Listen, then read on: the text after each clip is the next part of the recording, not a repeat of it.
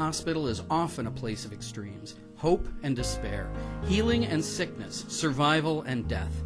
For me, the emergency department is a central hub of extremes, rushing and waiting, moans of pain and quiet sighs of relief, absolute joy and complete devastation.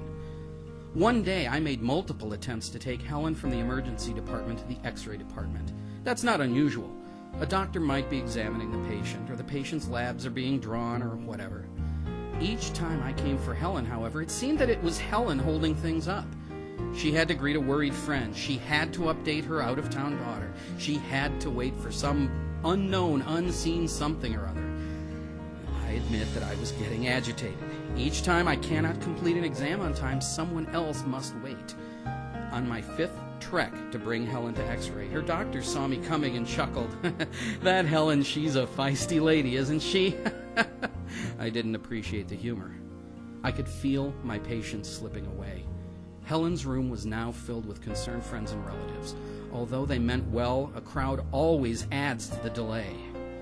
This time, I was closer to completing my mission than ever. I removed Helen's pulse oximeter and telemetry wires and was ready to wheel her out of the room when one of her friends called out, "Hold it! You can't take her yet!" I felt my left temporal artery begin to throb. When I asked, "Why not now?" the visiting entourage replied in unison, "We need to pray first." I believe in God, and I respect everyone else's beliefs. Still, I thought, really? Is that necessary at this particular moment? I backed away, leaned against the wall, folded my hands, and bowed my head, still holding back my mounting anger. Helen and her visitors joined hands and began to pray. Our Almighty Father, please protect Helen and bless the good works of this hospital, the doctors and nurses who work so hard in the service of the sick and injured, and this X-ray tech for the gift of his loving kindness. Ouch. I hadn't exactly been a fountain of loving kindness.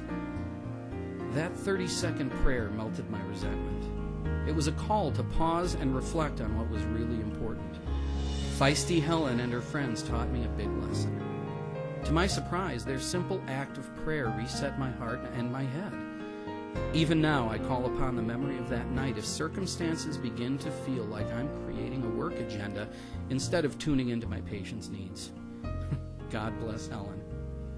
Michael E. Walker, Penrose St. Francis Health Services, Colorado Springs, Colorado.